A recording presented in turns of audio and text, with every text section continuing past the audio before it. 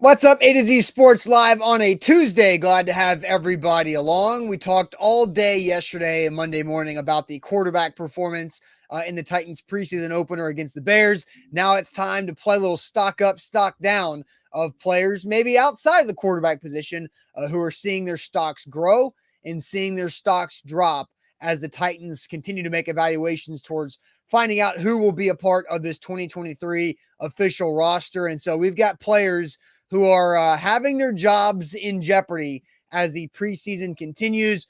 One guy already out, already lost his job. And if you watched last week's show with me and Sam talking about the preseason game, one of those guys we talked about already out of the Titans after a couple transactions yesterday. So we'll go through that, ask you guys which players' stock grew the most, which players' stock dropped the most. Then it is a Tuesday.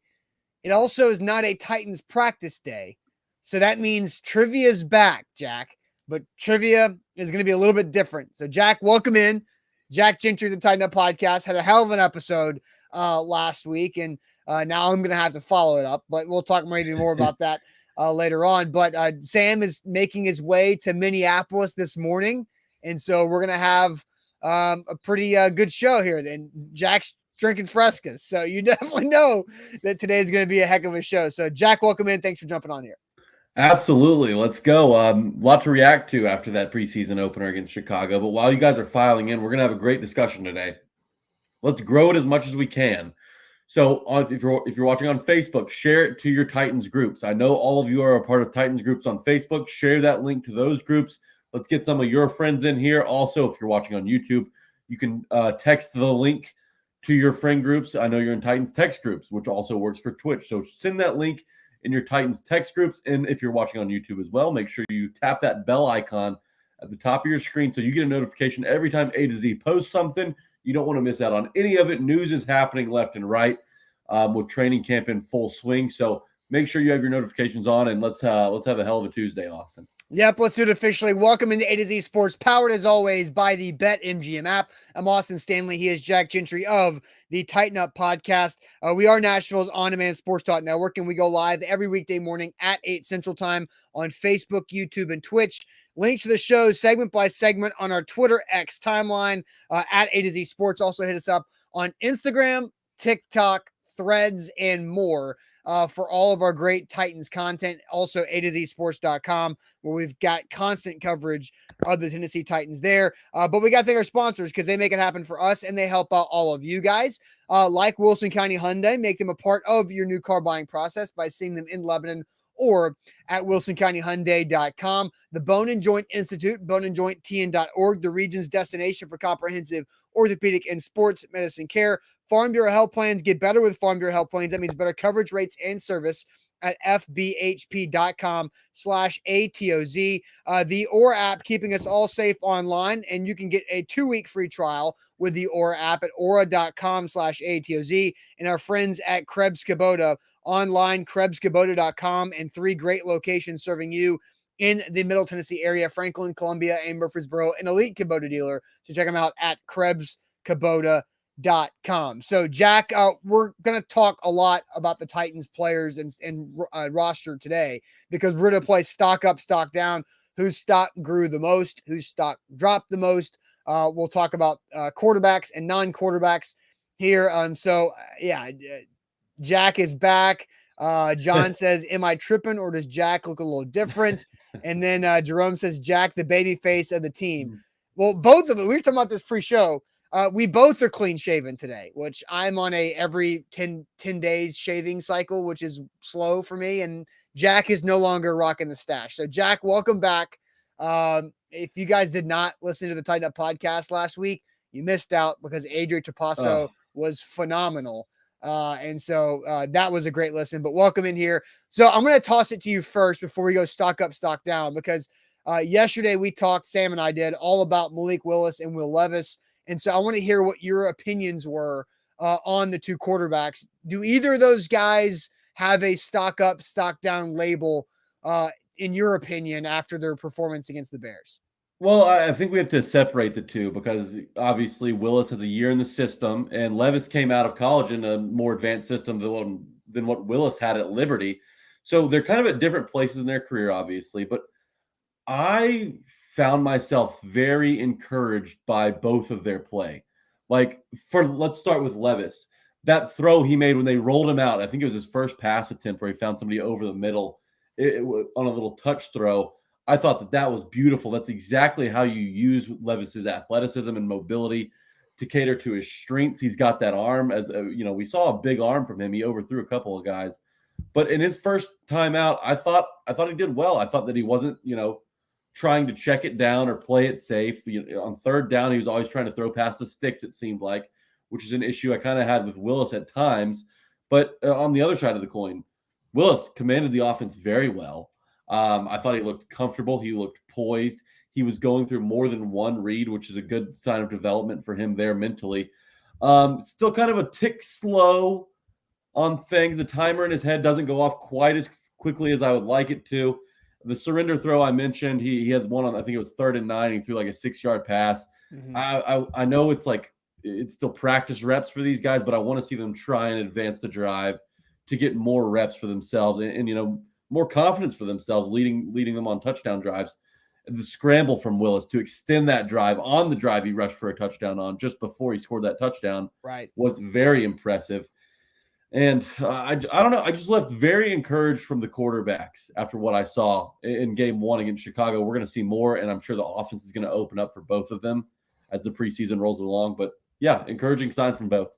Yeah, I thought Malik Willis's improvement was very clear in his performance on Saturday. And if Will Levis is going to continue to get better and be better than that moving forward, then I think the Titans have a heck of a quarterback battle for the backup quarterback job behind Ryan Tannehill. And so we're going to get into a lot of our stock up, stock down here. But some news that came out yesterday from the Tennessee Titans, excuse me, there was an ominous feeling around the Titans yesterday, Jack, after practice, where your Uncle Jim Wyatt, like your real Uncle Jim Wyatt, was sitting there, and he knew there was a transaction that was made because Kyle Pecco joined the Titans for practice yesterday, and also Josh Thompson was elevated off of the non-football injury list, and so there needed to be a couple corresponding moves for that, and we all knew that there was one player, Shaquille Brown, who got hurt against the Bears, who was placed on IR. We knew that he was going to be out for a while.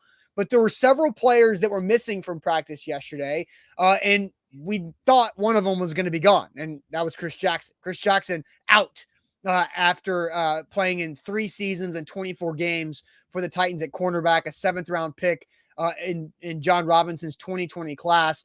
Now Christian Fulton, the only remaining draft pick from that 2020 class that was an utter disaster outside of what Fulton has been. And so we'll kind of see what Christian Fulton's going to be like going into a contract year. But Chris Jackson was out, and Sam and I talked late last week about players that needed to thrive in the preseason game. Chris Jackson was on Sam and I's list, and he didn't even play against the Bears. And so it felt like this was the Titans protecting him from getting hurt, because if a player gets hurt like Shaquille Brown did in the preseason or training camp, then they go on injury reserve and they do get money. And so they didn't, to me, this is just my assumption and me connecting dots. They didn't want to play Chris Jackson because they thought Chris Jackson was going to be an early cut candidate. And so don't play him to give him to allow him to get hurt. Yeah, that's probably the right way to look at it. 7th-round pick out of Marshall. I thought he exceeded his draft value, and he's got a great story. So it does stink to see him go, but the Titans need to get serious at cornerback, and they need to do so quickly. The depth there, I'm not super confident in, and we'll get to that later on in the show. But to see Chris Jackson go, I mean, it's real now because you have to wait till the final preseason game and you make that massive cut where you let go of just about half of your roster for the preseason. So times are serious, and they bring in Kyle Pecco, a defensive lineman. I thought the defensive line got pushed around quite a bit in the second half by the Bears offensive line, which has probably less depth than the Titans do up front. So, you need to bring in a big body there. I like that move, but Chris Jackson to go, he served a purpose while he was here, which is more than most 7th-round picks do. So, I hope he lands on his feet, but a move does need to be made at the cornerback room. They need to really start getting serious about the depth behind some of those starters because I'm not so confident in it. Yes, so we will talk stock down later in the show because Jack, I was gonna have Chris Jackson on a stock down list coming out of that Bears game because he didn't play. I already had a bad feeling about that, but he is out as a Titan, waived yesterday in several moves the Titans made as we just kind of walk through there. So let's go ahead and get the question out there to the audience here, Jack. Which Titans player stocks grew the most? Which Titans players stock grew the most in the preseason game versus the Bears? So we're asking you guys on Facebook, YouTube, and Twitch for who you think had the best performance to improve their stock against the Bears. So one player from you guys, and then Jack and I will dive into our opinion. So which Titans player stock do you think grew the most in that game against the Chicago Bears? But first, let me tell you guys about our friends at Farm Bureau Health Plans.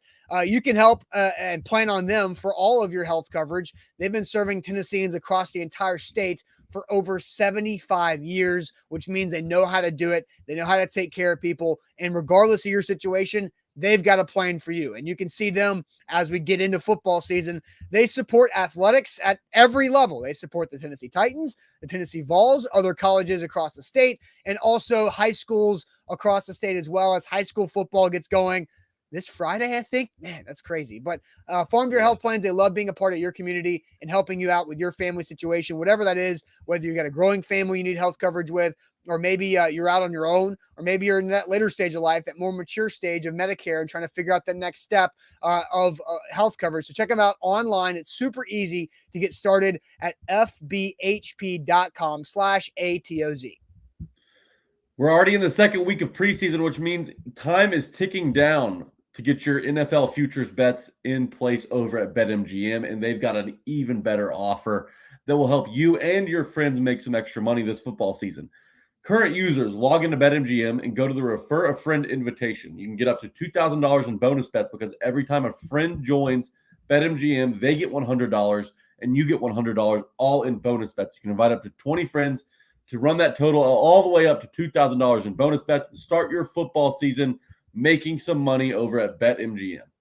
All right, so Jack, which Titans player's stock grew the most in that game against the Chicago Bears? I'm going to send you to the chat to see what the people are saying on Facebook, YouTube, and Twitch. Which singular player had their stock grow the most, according to the chat?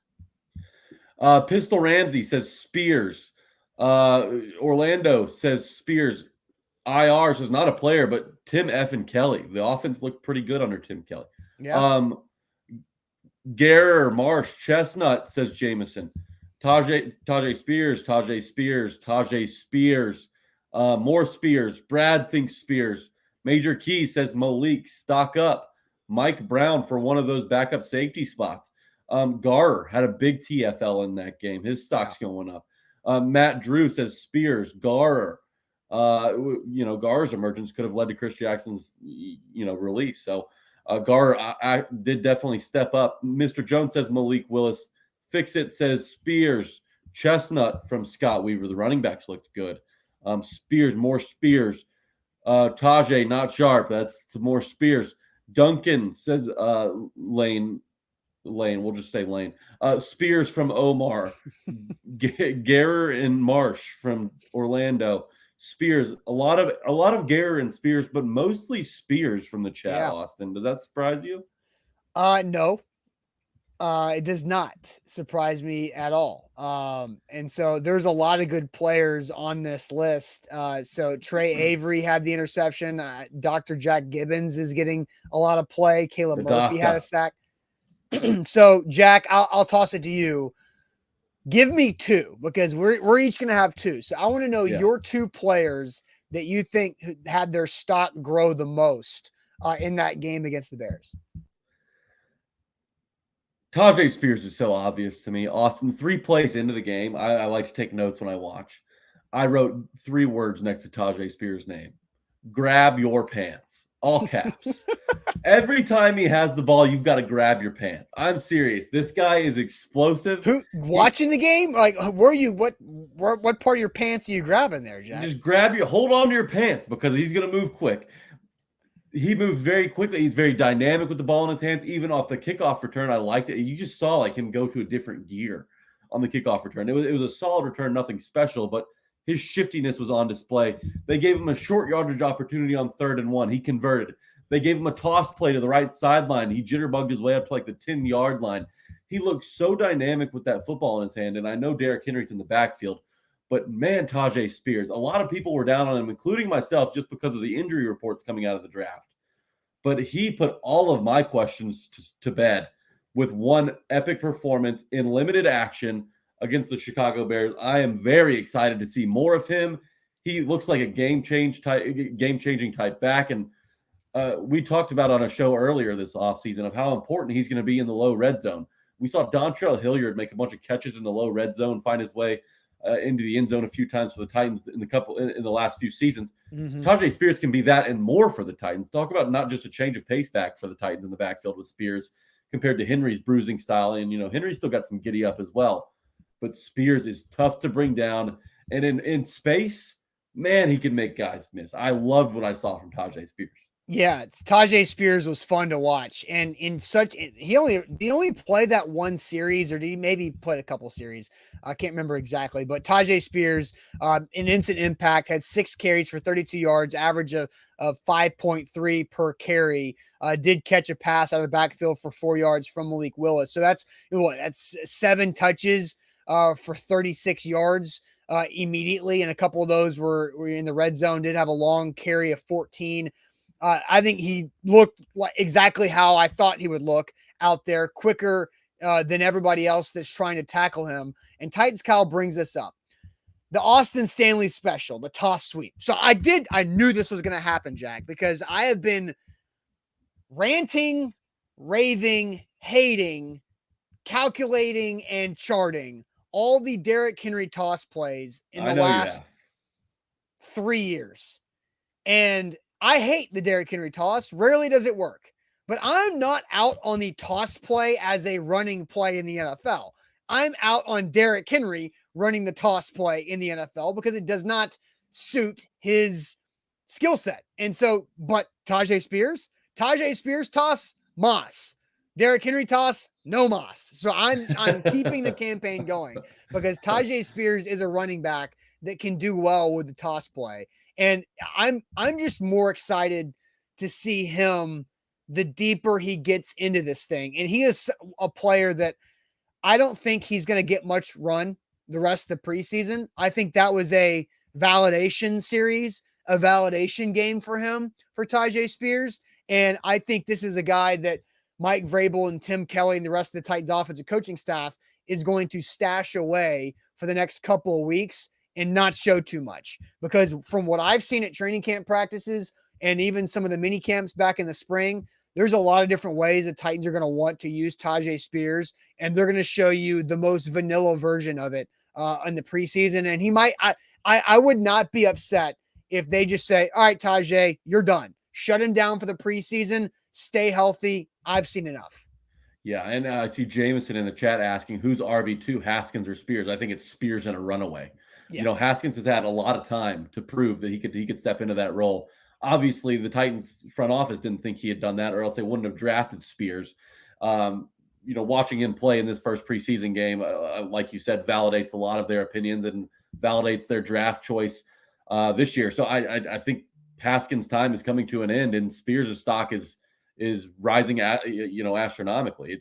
It was awesome to see him in action. But yeah, he was really fun. So before we move on from Spears, because his knee injury thing, I want to get to this because I want to play this from the conversation we had with the Bone and Joint Institute earlier, right after he was drafted, about what Tajae Spears' knee situation is like and why I think I'm even more excited about him early in his career. The problem with an ACL, guys, is an ACL creates a very unstable knee. The knees, it's hard to play on because the knee is actually unstable. It's loose, right? And that allows for injury to the cartilage. It allows injury for the meniscus. And there's always a way to compensate and make up for things. And arthritis actually makes the knee stiffer, right? So arthritis it has that sort of secondary downstream effect of the knee gets stiffer, you lose motion, And actually, you can examine a guy who's 20 years out, who played football and didn't have his ACL fixed. His knee's pretty stiff, right? And he's got significant arthritis on his X-ray. It's because of that phenomenon. So as arthritis ensues, the stiffness actually it makes the knee a little bit more stable, but it comes at a huge price, right? What's the huge price of arthritis? Well, it's stiffness, it's loss of motion, it's swelling, it's inflammation, it's pain, knee arthritis is a big problem, and it's a bigger problem than just not having an ACL. So that's from the summer, or right after Tajae Spears was drafted back in the spring with the Bone and Joint Institute. So here's what was interesting to me is that his ACL that he does not have, and I was a part of a media scrum for Spears yesterday, and I looked down and I saw the scar that he's got on his knee from those surgeries. But if he doesn't have an ACL, the arthritis that he currently has is making it able for him to play. And so I thought that was fascinating. Here's a good thing, because the arthritis will become an aspect down the road. But he was out there at practice yesterday, just 2 days after playing in a game, juiced up, like moving good, being explosive. And so I think with Tajae Spears is, as his career goes, watching how often does he practice after playing and touching the football a lot in a game. He was out on the practice field Monday looking like nothing was wrong. And so that was a good development too. And that's the big question, right? How's he going to respond after a big workload? Right. He's not going to have to shoulder the load because you have Derrick Henry back there. But, it was interesting. Last week on the Tighten Up podcast, we had AJ Trapasso on, and he let us in on a little secret. Craig Hentrick tore his ACL at Notre Dame, never got it fixed, and went on to have like a 20-year career, and an incredible career as a punter, where that ACL is used every time he's on the field in like a major way. His leg was almost hyperextended every single time he had to punt the football. But he made it 20 years as a punter with no ACL. So it can be done. Like it sounds scary, but it's been done before and can be done again.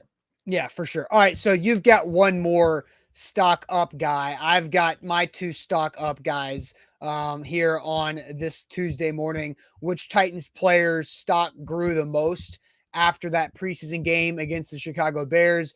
We talked a lot about Tajae Spears right there. I agree. He was on my short list, but not one of the two that I'm going to go with. But first, let me tell you guys about the Aura app. Aura can keep you safe online. They've been doing it with me for the last several months. I've almost had Aura for 4 months now. And it's great because they keep me safe when it comes to my passwords, my credit cards, my identity, everything right there in one app. And it's so easy to sign up. And we're going to give you a 2-week free trial with Aura by going to our link, aura.com/ATOZ. It takes 2 or 3 minutes to sign up. And again, a 2-week free trial is a big deal. Why? Because data brokers are also what Aura takes care of as well. Data brokers sell your info, your email, your phone number, your address, and all your other information to scammers, telemarketers, and everybody else that's trying to pester you for things you don't want. Aura got rid of 30 data brokers that had my info in 5 or 6 days. So we're giving you a 2-week free trial. So 2-week free trial to get rid of that at the very least is a great way to use Aura. And then the password protection is a big deal on top of it as well, because they'll send you notifications if a password has been compromised, so you can go make a quick change and then you don't worry about it. Aura.com is where to go. Aura.com/ATOZ is the link for that 2-week free trial. So check out our sponsor at Aura.com/ATOZ. If you want to get some skin in the game for this football season, BetMGM is the place to go. They've got a great promotion they're running right now. If you have a bunch of friends who are looking for a new sports book along with yourself, then download BetMGM, because current users can log into BetMGM, go to their Refer a Friend invitation, and get up to $2,000 in bonus bets, because every time a friend signs up with BetMGM, they'll get $100 and you'll get $100, all in bonus bets. You can invite up to 20 of your friends to run that total all the way up to $2,000. Football season's in full swing. You don't want to miss out. The sports season, we're past the dog days of the sports season. It's time to get back in the action. Make sure to do it with BetMGM. And visit betmgm.com for terms and conditions. 21 years or older, only in Tennessee. Also, check out the Tennessee Red Line at 800-889-9789. Jack here live on this Tuesday morning, talking Titans players whose stock grew the most in the preseason game against the Bears. Your first one was Tajae Spears. Who is your second guy? Malik Willis. I think Malik Willis was just the other guy that jumped off the page. I was looking for a guy to just make an impact and, kind of come to me. And Malik Willis did that. I thought they gave him a lot of run, which was encouraging to see because, I know that Levis is the guy that everyone wants to check out this preseason because he's the new shiny tool in the Titans offense. But Willis did a great job when he was in there. I'm confident in him. The scrambling was good. I thought he could have thrown it away a time or two when he was under duress, and he kind of took like a 1 or 2 yard loss back there with the football in his hands. The offensive line didn't really give him much of a chance in the second half, which is really frustrating to me because he needs every rep and every read is important in this offseason in getting him to kind of inch closer to that ceiling we all know he has. But I feel comfortable now with Malik Willis coming in. If something, God forbid, happens to Ryan Tannehill, I think Malik Willis is much more ready this time around. Thought he looked great. He's got a rapport with a few of these receivers. It was good to see him throw to Chris Moore on that opening play. Mason Kinsey showed up big for him. Really, his entire performance could have been totally different and looked at through a totally different lens if Josh Wiley comes down with that interception, that deflected interception. Josh Wiley's 6'7". He's hard to overthrow, but at the same time, you're an NFL tight end now, man, and you're dealing with Malik Willis. Like, you have to bail him out on that play. If it hits your hands, you got to come down with it. And that was frustrating to see because, it goes down as an INT on Willis. Throw could have been better, but at the end of the day, I expect Wiley to come down with that if that ball's thrown to him again. So one throw kind of changed the outlook on Willis's performance overall, but I really liked what I saw, and I'm confident now, much more confident at least than I was last year, if Malik Willis has to come in and clean some stuff up. Yeah, and I talked to Teron Davenport yesterday at practice about what me and Sam discussed with Malik and the little subtle move of the eyes that he made on this throw to Trayshawn Harrison. So I'm going to play this here, Jack. So this throw right here, where he hits Trayshawn Harrison in between the two linebackers over the zone, where you watch Malik's eyes on the end zone camera shift to his left, just boom, right there, and then throw middle. And Teron hadn't noticed that to that point, and I talked to Teron about it and how big of an improvement that is for Malik to do something so subtle like that makes a big difference. So I think Malik, his progression is impressive and positive. But Brandon is correct. Still has a lot to work on. And then I did see a comment here as well. Charlie says that I hate Malik. I do not hate Malik Willis at all. That's ridiculous. And then I did see this coming in from, where was he? Jay says Malik is in an awkward spot because he's ahead of Levis, but he's not good enough to start over Tannehill. Yeah, Ryan Tannehill is by far the best quarterback the Titans have, and it's not even close. And Isn't this awkward spot? Isn't that exactly where you'd expect Levis or Willis to be right now? Like, you don't want Levis to outshine you in his first preseason game ever. And Tannehill's obviously the starter. You're not going to jump Tannehill, this early in your career when Tannehill's a 35-year-old guy with a fantastic record as a Titan starter. So Willis is exactly where he needs to be right now, in my opinion. Still a lot of room to grow. Yeah, still a lot of room to grow. He's got to get faster. He is faster when it comes to his processing, but he still needs to continue to take those other steps. So I don't hate Malik Willis at all. I think he's a good guy. I think he has a lot to grow from, and a lot of learning that he has to make up for what he was not taught at Hugh Freeze. I blame Hugh Freeze for a lot of Malik Willis's learning curve that he's had to go into. But I think this is a fascinating way for this quarterback battle to start. So yeah, Malik is in an interesting spot for sure. So Jack, your two stock up guys, Malik and Tajae Spears. Absolutely. So, my two stock up guys, I did have Tajae Spears on my list, but I'm not going to go with him. I'm going to go with two undrafted free agent rookies. I'm going to start with a guy that the chat mentioned a lot of, Eric Garrer. I think Eric Garrer really made some waves in that game, and he's somebody that's slowly made better plays in practice to where early in camp, Eric Garr, number 33 on defense, was the victim of a lot of really good one-on-one reps by the wide receivers. He was getting beat by Harrison, beat by Kinsey, beat by some other of the young rookie wide receivers. And you're like, man, that 33 shows up a lot in bad ways. But over those last couple of weeks, he's really started to settle in. He is aggressive. Clayton asked, where did Garr go to college? He went to Louisiana Lafayette. And I talked to him yesterday, and the guy is tiny. He may be like 5'8", and he is little, but the dude is ferocious, and he's aggressive, and he plays bigger than his actual size, because I didn't realize how short he was going to be until I was standing next to him. Maybe 5'8", but Eric Garr has a lot of speed. He's got a lot of explosiveness. He's aggressive, like I've mentioned, and he's got punt return ability that I think is fascinating to watch, because Kyle Phillips is a good punt returner. We've seen that.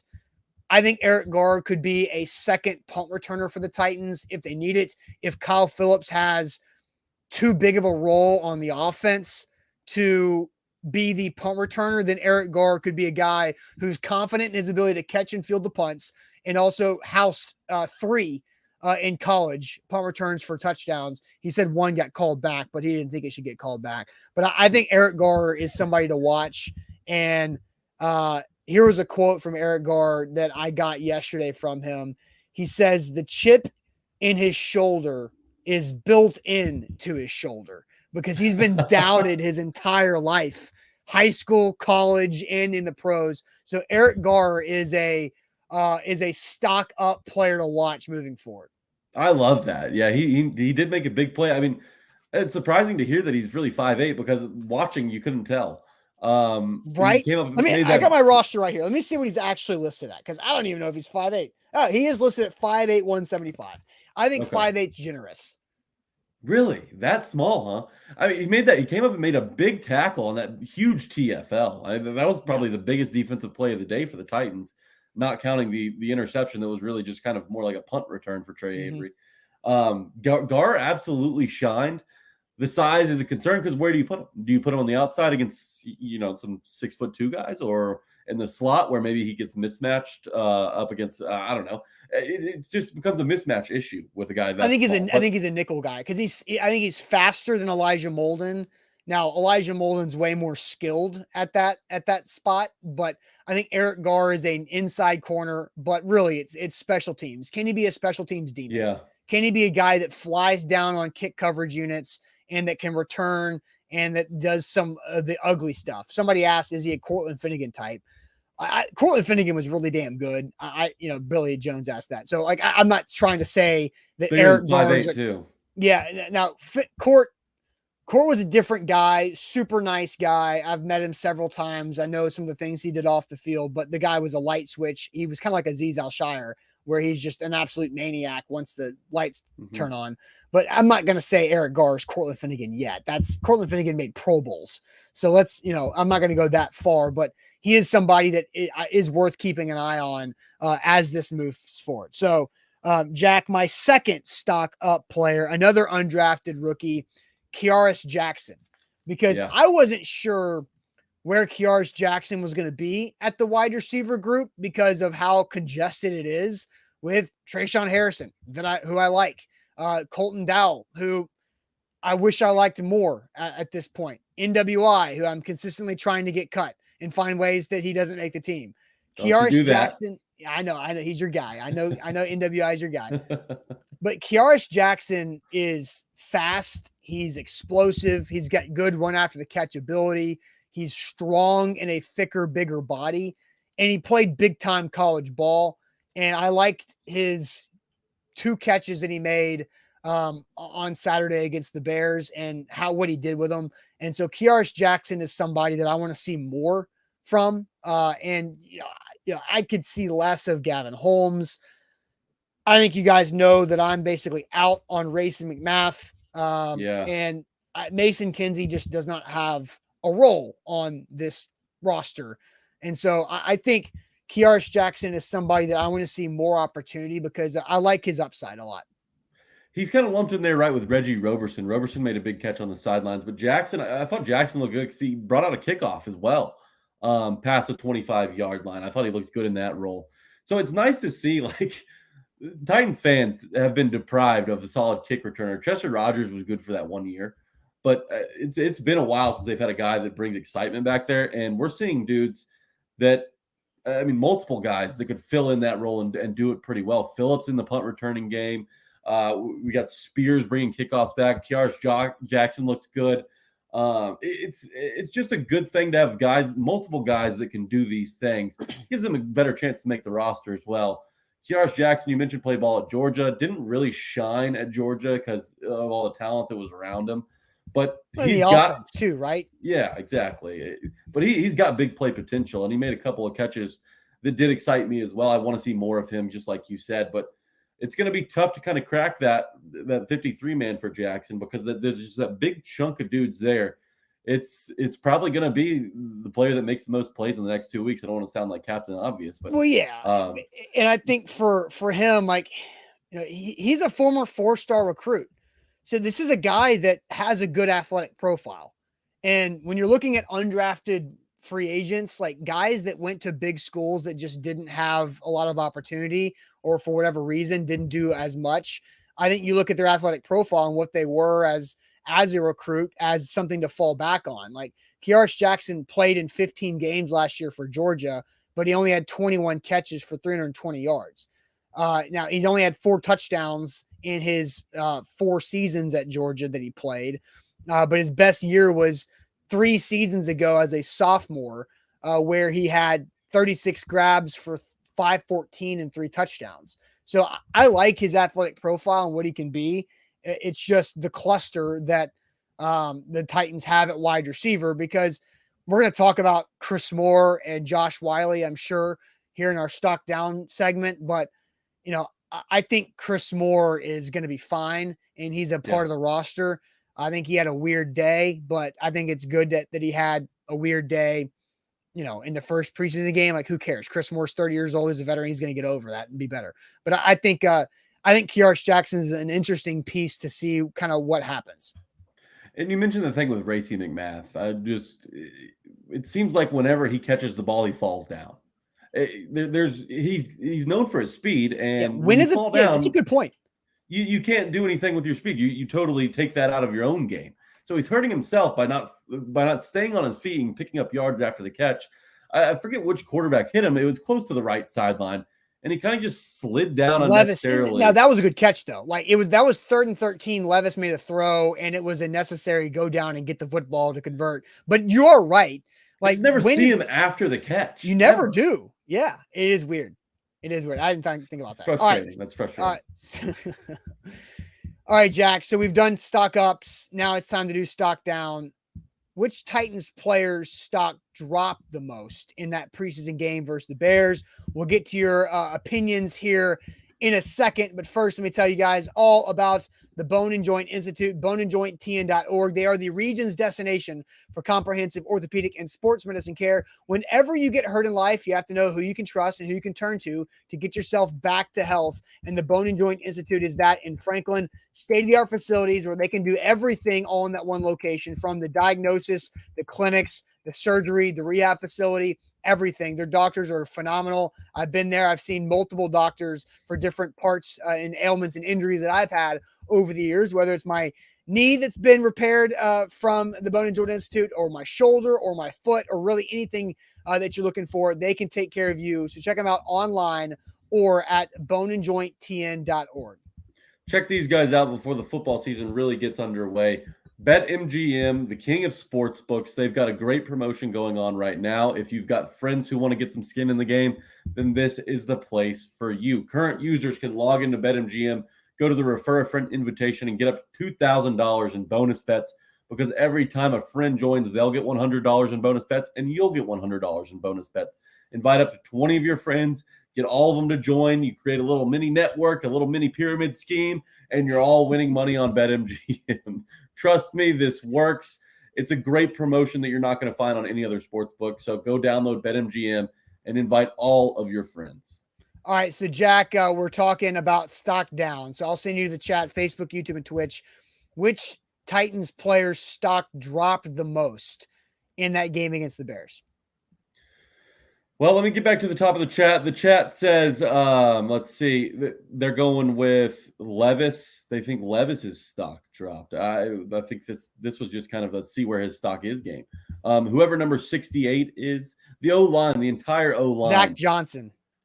The entire O-line gave up 8 sacks. It was interesting to see Travis Gibson for the Bears play so long, but he tore him up when he was in there.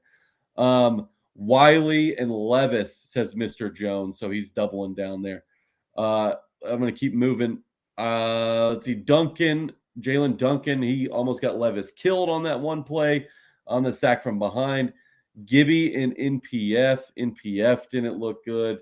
The entire offensive line, says Jay Streets. Chris Moore and Josh Wiley, says Titans Kyle. Racy didn't help himself, says Ken. Both kickers and Monty Rice stock down. NPF getting beat by third teamers. We've got more. Well, you Monty missed out the Rice. Ohio State Muppet comment. I did. I thought that was good to miss out on. Stock down Monty Rice. Eric Davis says NPF. We need to see a lot out of NPF this offseason because we're not going to get to see him for 6 weeks. He's got to hit the ground running. He didn't exactly show out in the opener. A lot of Monty Rice's, a lot of NPFs. They kind of dominate the comment section here. Austin, I want to flip it to you though. Before I go into mine, I do think Chris Moore and Josh Wiley are going to be fine. Those two guys made mistakes. I haven't seen those two guys make mistakes that often in training camp with their fumbles or lack of ball security. I think Chris Moore and Josh Wiley both had good practices yesterday. So I think that's a positive development and a bounce back. And Chris Moore is going to make the team. And I think Chris Moore is going to be a really nice player for the Titans here. My two guys are, to pay off the title of the show, two players in jeopardy of losing jobs. Jack, I think it's Monty Rice and Hassan Haskins. I don't think Hassan Haskins has a role in this team, and off-field issues or not. I just don't think Hassan Haskins is very good. And Hassan Haskins and Monty Rice, neither of these guys were at Titans practice yesterday, which I thought was interesting. I don't know why. Neither of them got hurt visibly in the game, and they were not a part of the injury updates or reports after the games. And so they just weren't there. Monty Rice is getting buried on the depth chart at inside linebacker because Azeez Al-Shire is very solid.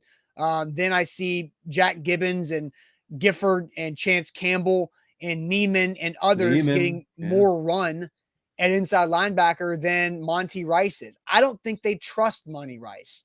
Everything about Monty Rice, it's kind of like I said about Kiarsh Jackson, good athletic profile, highly recruited guy, went to Georgia, but for whatever reason, and I don't know, he's just not putting it together. And I don't know if the staff is being patient enough or if they're not willing to be patient with Monty Rice anymore. And so I think Monty Rice is in jeopardy of losing a job. Is he going to get cut? I don't know. I think that would be tough to cut a third-round pick this early going into year 3. But then Hassan Haskins, and somebody brought up here, let me go back to that. Section 240, our guy Bonafide Bro. He says, Haskins was dinged up on the Chris Moore down by contact fumble. You can see it on the replay with a wrist. That was like the first play of the game, though, wasn't it? Yeah. It was very early. But he played, and he had 6 carries for. It was on. It was on the fumble. Exactly. Yeah, Chris Moore down by contact fumble. Exactly. Yeah. That was the first play of the game, and Hassan Haskins had 6 carries for 12 yards. He had the short yardage touchdown. His long carry was 5, and he played throughout the game there. So maybe that was a super sore the next type of day thing for Hassan Haskins, and so that which makes sense. But I just don't think Hassan Haskins is very good. He's not explosive. He's not fast. He's slow to the hole. He might be strong, but he's slow to get to the hole, which means he's fighting through tacklers to gain a yard or something. And I just think Julius Chestnut, who we have not mentioned yet, is more valuable to this point. And Jonathan Ward got hurt as well. Didn't see him yesterday at practice, and they signed a new running back. I just think Hassan Haskins and Monty Rice are two guys whose stock is dropping, and there's other players at their position who is taking advantage of it. Man, isn't that frustrating too? Because you let David Long walk for the low price of 2 years and $11 million down to Miami. And you think you've got his replacement in Monty Rice. When they let Long walk, I don't think any of us thought it was for Jack Gibbons, right? We thought Monty Rice would be able to step into this role. So it's super disappointing that he's not ready and he's not making an impression on this Titans coaching staff to get in there because he's athletic, but the game seems a little slow to him. Yeah. And Jack Gibbons, it seems like he's all there on the mental side, but he's a little slow in terms of his speed because he was chasing Kari Blasingame around, and Kari Blasingame's a damn fullback for the Bears. But former Gibbons, college running back though, right? Yeah, that's right, at Vanderbilt University.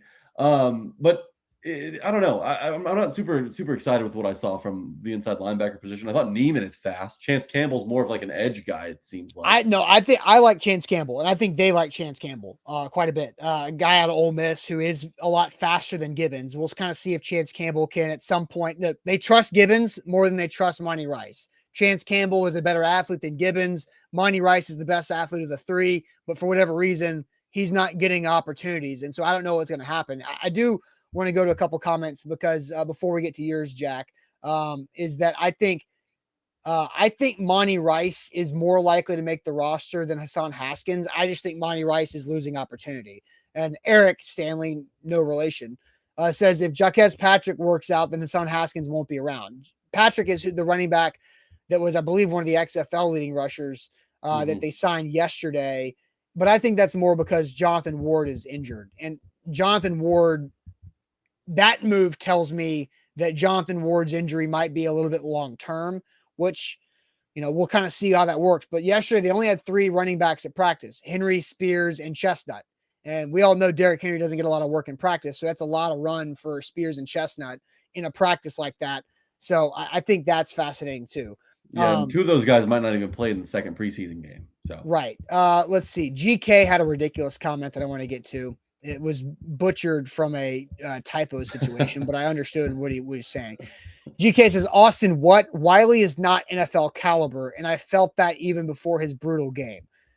Josh Wiley is NFL caliber. I like Josh Wiley. I think Josh Wiley can have a good role on this roster. I think the good thing for Wiley is that, like Chig a year ago, he probably won't have as big of an impact until November, December. Because of, Chig is very talented. Wesco is better than Swaim, and Rader is not bad either for your third tight end. So I think Josh Wiley is NFL caliber. I think he's got some learning things he's got to do. I don't think he's been hit very hard at Cincinnati like that. And so I think Josh Wiley is very talented. I just think he needed to settle in, and he bounced back and had a good practice yesterday. So I think saying that Josh Wiley is not NFL caliber is a stupid comment from GK, but what's new? All right, well, that brings me to my stock down. Let's get to your stock down here in a second. But first, I want to tell everybody about our friends at Krebs Kubota.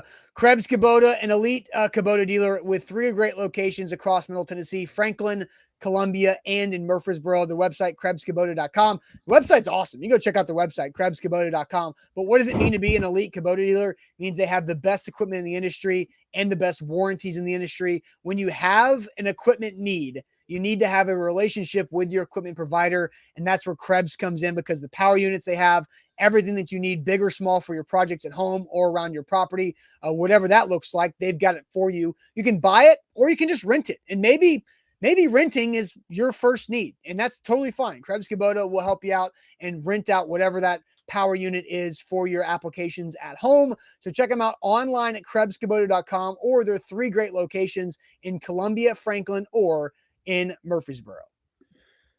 Check out BetMGM as well. It's the easiest sportsbook to navigate. It's an app you can have on your phone and go to check out whenever you want. You can get your preseason futures bets in on the NFL, on college football. Win totals are out now. You can go ahead and get those before the season gets fully underway.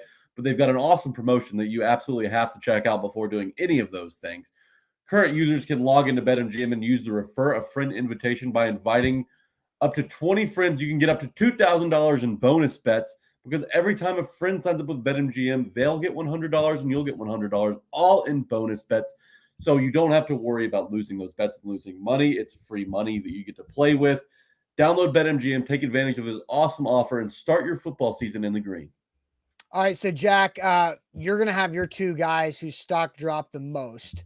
My two were Monty Rice and Hassan Haskins that I think could potentially lose their jobs. So, Jack, who are your guys that had their stock drop the most? This was tough because I could have gone 3 or 4 different ways with this. And I just, again, I let I rewatched it again yesterday on NFL Game Pass, and it kind of spoke to me a little bit. I noticed I'll go, since we just talked about Wiley, I'm going to go ahead and start with him. Josh Wiley was on mine. He disappointed me. I think Wiley at his best is a great red zone threat for the Titans. And those passes where he's going to have to go up and make the catch up here is going to be where he's the most valuable. And he didn't do that. And he kind of let Willis down on a play like that, especially with where they were on the field. That cannot happen in the regular season. That is a crucial mistake. We talk about Monty Rice losing opportunity. Wiley, you mentioned, is buried behind Chigakonkwo, who's the better receiver, and Trevon Wesco, who's the better blocker. So how does Wiley get onto the field? Well, you got to make those plays in the games. That, and then the fumble was inexcusable. You can't do that stuff to hurt the team. Vrabel always says that. Putting the ball on the ground as a tight end, as probably the biggest player on the field, is really inexcusable. And I hope that gets cut out. Fumbles are a little fluky, so I'm okay to give him a pass, especially with it being his first NFL game.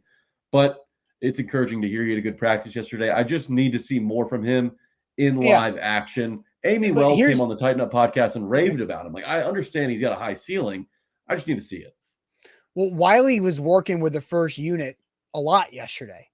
And I think that's a good thing, right? Like, he had a rough day Saturday, but he was back there whenever they were in. Kevin Rader was not at practice after he got banged up late in that game. But I think it is a good thing that Josh Wiley is continuing to work with the first team in a rotational basis as a weapon that they can use in a bunch of different alignments. So who was your other stock down player? Trey Avery. Trey Avery was. Really? He got picked on all the time when PJ Walker got put in the game. I understand he came down with that pick, but he also that pick was more of a mistake from PJ Walker than it was Trey Avery being in the right place at the right time. It was a punt return. I mean, that ball was horribly thrown.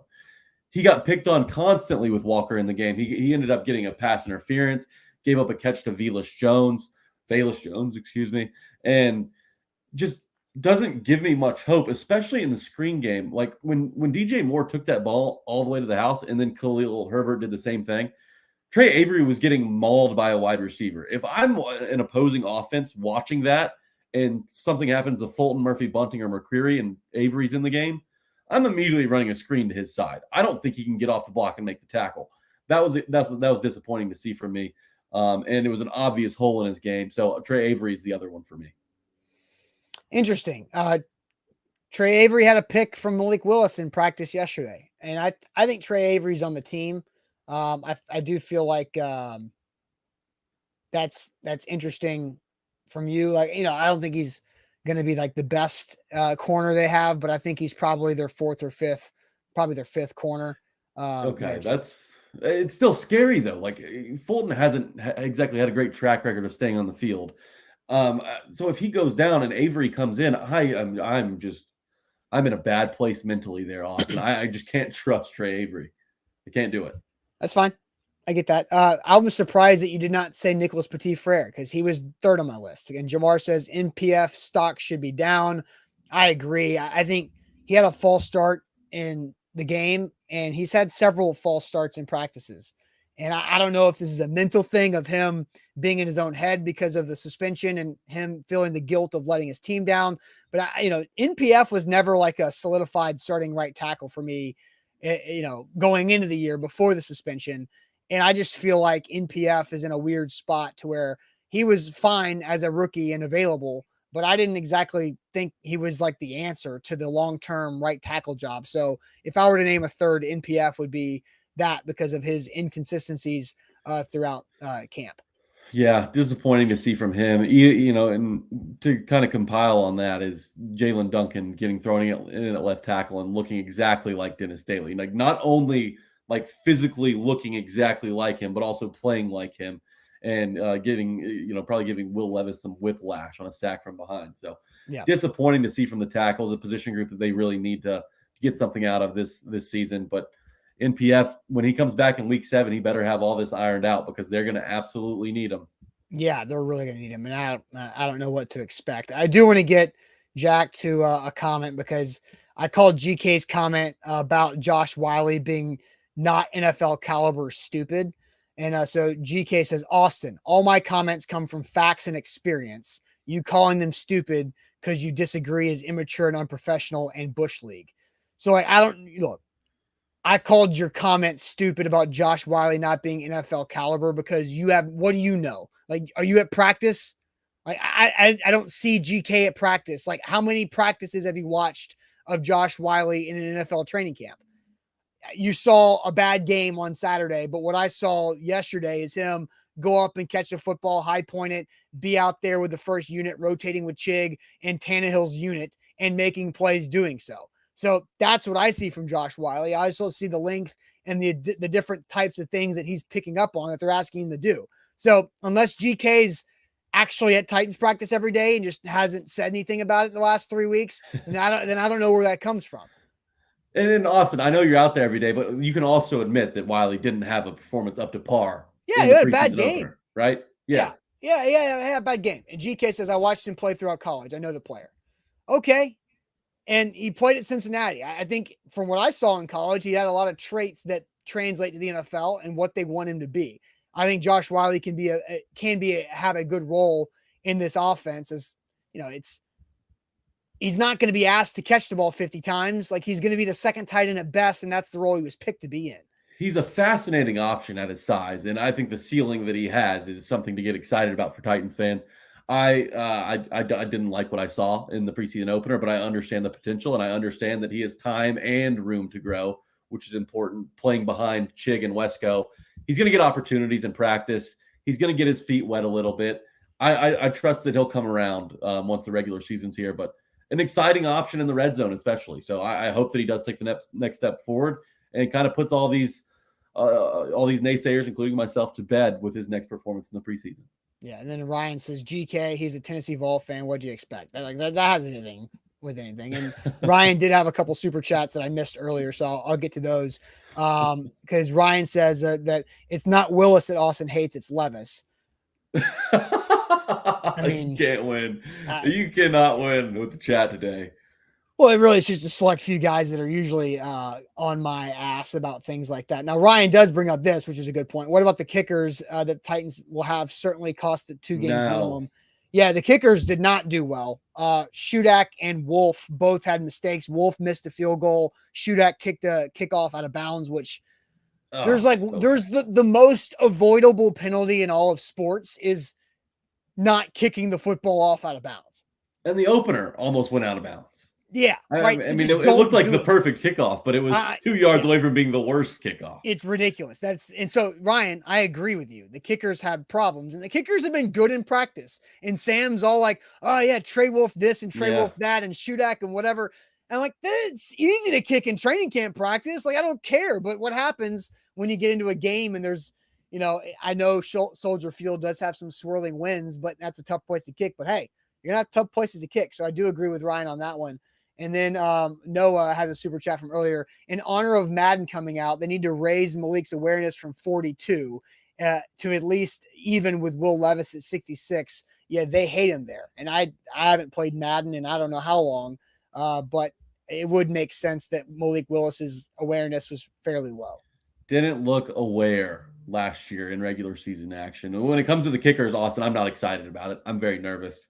I'm wondering why the hell they let Randy Bullock go for these two, chumps. It doesn't inspire confidence. I know Shudak's been around for a little while, but with the game on the line, I'm sweating bullets. I'm just glad that week 1's in a dome down in NOLA.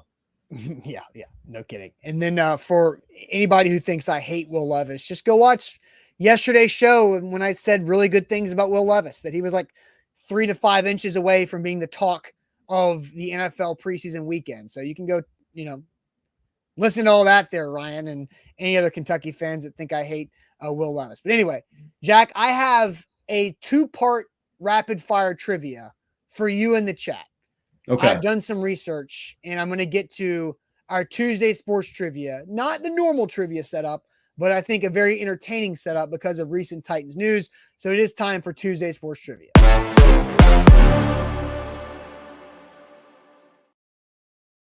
Presented by WilsonCountyHyundai.com. Make Payne Bone and WilsonCountyHyundai.com a part of your new car buying process. Payne does a phenomenal job when it comes to helping you find your next ride. So check him out in Lebanon or online, family owned and operated, WilsonCountyHyundai.com when you're looking for your new ride right there. So appreciate them as always. Been with us for a long time. So Jack, Tuesday sports trivia, a little bit different, because I'm going to ask you two questions. One of them is just a simple question. We're going to guess. And then the other one is a rapid fire. How many can you name? So Chris Jackson, we talked about earlier, was cut yesterday by the Titans, leaving Christian Fulton as the only remaining 2020 draft class pick on the active roster. So I'm going to put, as I pull up my stopwatch, my timer, I'm going to put 30 seconds on the clock. No, for this one, I'm going to put 20 seconds on the clock. How many, I'm going to say it twice. I'll start the clock after my second time. How many John Robinson draft picks do you think are currently on the Titans 90-man roster? How many John Robinson draft picks do you think are still on the Titans 90-man roster right now? 20 seconds on the clock starts now. So he got here in 2016, left in 2022. Yeah, so that's 7 drafts. 8 drafts, 7 drafts. 7 drafts. 10 seconds. I just need a number. Let's just say 2 players from each draft, 3 players maybe. Let's go 17. You think 17? Okay. So you got 2 seconds left on the clock. So you said 17. Steven says 16, 5, 7, 4, 5, 5. There's a lot of really, he's got more than those. They're in the chat. Jack, this morning, I counted 19. 19 John Robinson players left on this roster. So now I'm going to put 45 seconds on the clock. I'll give you 50. Okay. 50 seconds on the clock, Jack Gentry and chat. You can use the chat. How many John Robinson draft picks on the roster can you name? My clock starts with the first name out of your mouth. Lawan was not a pick, was he? He's not on the roster. Okay, Lawan's not okay. They got okay. I got to circle back. On the roster. Big Jeff, Kevin Byard, Derrick Henry, Traylon Burks, Chikakonkwo. Let's see, from last year. We got Monty Rice. We've got Dylan Radins. Aaron Brewer, was he a draft pick? That's no. 8. Okay, so Farley will be 8. I'm going to the chat. Harold Landry, 9. We've got, who else do we got? DeMarcus Walker was an undrafted free agent. Kyle Phillips, 10. Fulton, 11. Good job, chat. Keep them coming. Who else do we have? I'm thinking UDFAs. 15 seconds. I'm thinking UDFAs. He's 11. Rashad Weaver was a draft pick. That's 12. Elijah Molden, 13. Good job, chat. Hassan Haskins, 14. NPF, 15. 3. Who else? Oh, 15. 15. Amani Hooker was a good one. That would have been 16. Now my timer's NPF, going off. 17. So you got 15. And ironically, I actually missed 2 players because they're on the PUP list and did not show up on the roster when I looked this morning. Caleb Farley and Dylan Radins make it 21. So 21 players on the roster for the Titans that are John Robinson draft picks. You got 15. Good work, chat. That was a big time chat assist there. Y'all were rolling them in. So the guys that you missed, you said Burks, Byard, Fulton, Haskins, Henry, Landry. You said Chig, NPF, Phillips, Rice, Simmons, Weaver, Farley, and Radins. Those were your 15 you got. The ones you missed in alphabetical order: Chance Campbell, Hooker, Amani Hooker. Chance Campbell was a draft pick. I forget about that. That's White Patrick Willis 11. To me, baby. Corey Levin, because technically a draft pick. Levin was drafted. Oh, but he was cut like 3 times and he's been back. Yeah. You missed Roger McCreary. Missed Malik. Racy McMath. And Malik Willis. How did I miss Malik? Oh, I'm so mad at myself. If I did that again, I think I could get probably 18 or 19 of them. Interesting. So they've got 90 players on the roster, and if you include Farley and Radens on PUP, 21 John Robinson draft picks are still there. Yeah. That's still not enough, though. That's really kind of a depressing stat, Austin. Yeah. That makes me a little sad on the inside.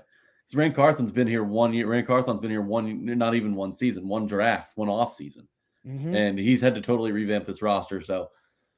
And the work has just gotten started for Carthon. He's got a lot of work down the road coming up. So Robinson didn't do him many favors, though. He did build a nice core. I gotta tip my hat to Robinson. Built a nice core.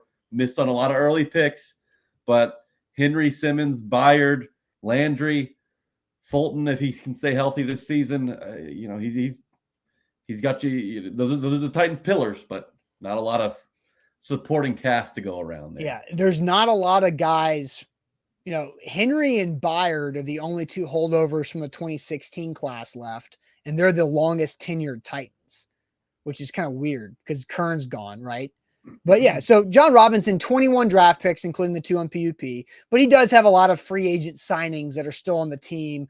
Obviously, Ryan Tannehill was a big acquisition that John Robinson made that has paid dividends.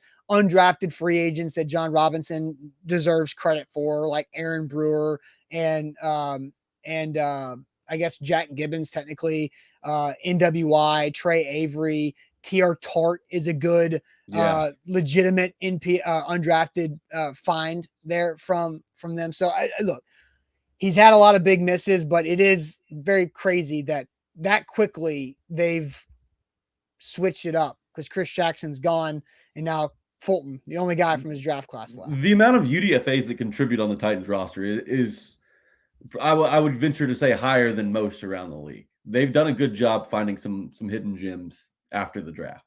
Yeah, and they don't honestly have a lot remaining from the 2021 class too. They actually do. They just haven't done anything because Brady Breeze is the only guy from 2021 that's not around. Yeah, and he got hurt. Yeah. I remember but everybody else is still there. It's just there's been Farley, Radens injuries, Monty Rice injuries, Elijah Molden injuries, Racy McMath injuries, and Rashad Weaver injuries. All these guys have missed at least like a full year with an injury.